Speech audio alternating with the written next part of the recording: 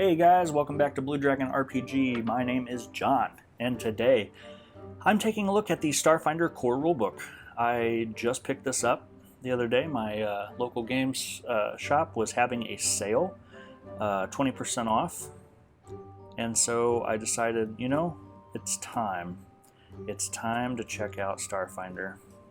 So I had already ordered the beginner box, and I figured I know I'm going to like it because it's a Paizo product and I pretty much love whatever they do. So I figured, you know, I might as well pick this up. This retails for $59.99, but like I said, I got it 20% off. So this is basically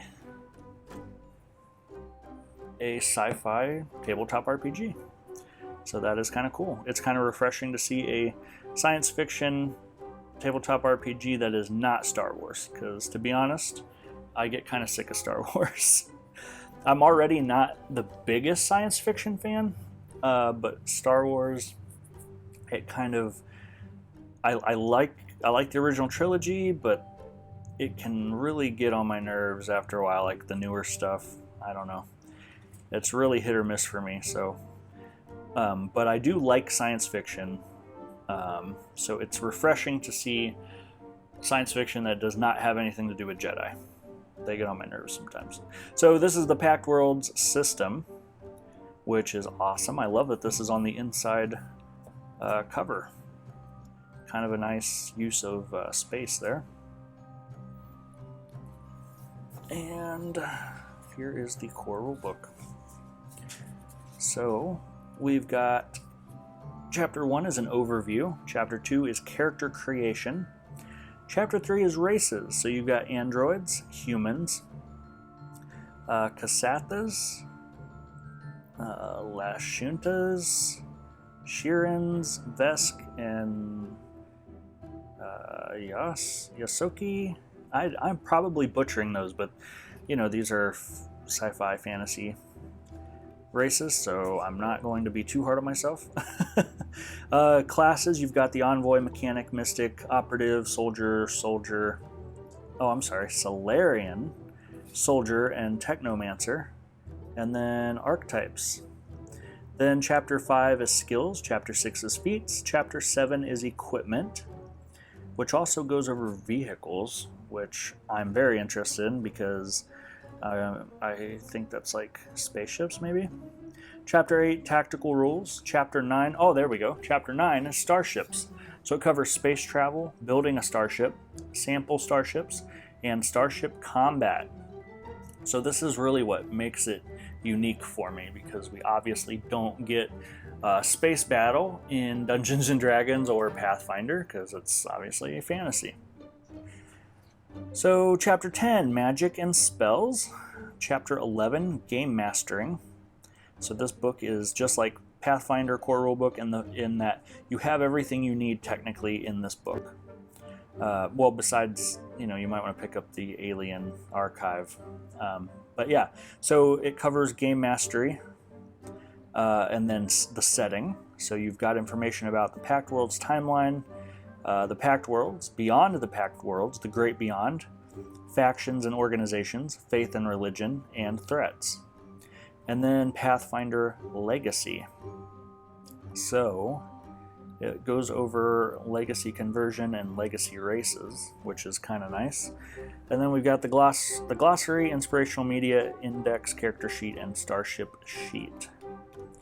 So this just sounds really interesting.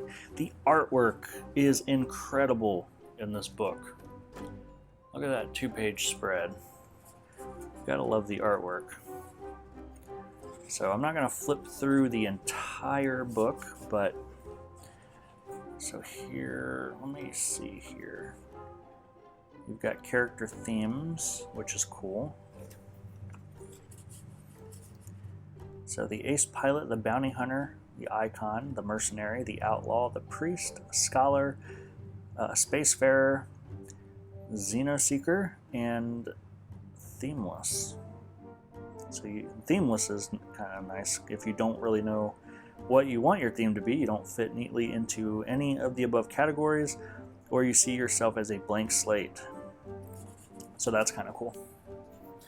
So apparently the character themes give you, you know, your bonus to different ability scores. So now I read that they took inspiration. I mean, obviously you're gonna take inspiration from Star Wars, but also from things like Guardians of the Galaxy and Stargate and just all kinds of other, you know, I think Alien also is what I read. They took inspiration from Alien. And so, yeah, it's just kind of refreshing to see an awesome sci-fi tabletop RPG that is not strictly Star Wars. So, I am interested in how this ties into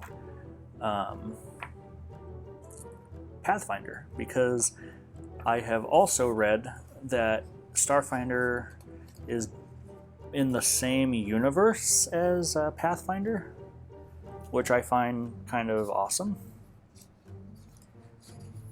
So I'm interested to learn more about that. So here is the Pathfinder Legacy section.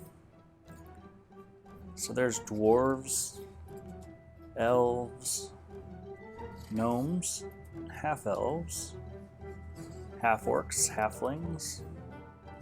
So yeah, you can still have those like traditional fantasy races in Starfinder, which I find really cool. So I was super happy to pick this up. I can't wait to sit down and really read through it. I've read a little bit since I've owned it, and I like what I see so far, but it'll be nice to kind of, you know, I'm one of those people that like to read everything in the book.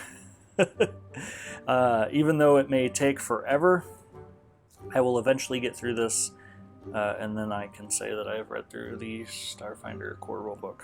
So I don't know, it's just a little thing that I have with myself where I just like to know that I've read at least the core rulebook of every system that I have. So there is the Starfinder core rulebook. Let me know if you guys have played Starfinder. Let me know what your favorite race and class is. I'm curious because I'm brand new to this, so I'm not sure yet what I would want to play, what character I'd want to create.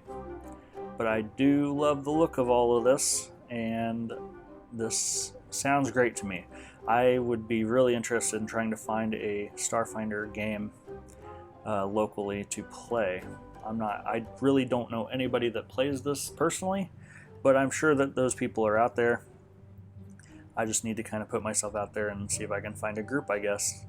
My current group seems to only be interested in fantasy RPGs like D&D and Pathfinder, so I do run a 5th edition D&D game, but if I could talk them into playing something like this, I would be really happy. So, alright guys, let me know what you guys think. I'd like to hear your experiences with this system, and I can't wait to hear what you have to say. So I will talk to you all in the next video. Bye guys!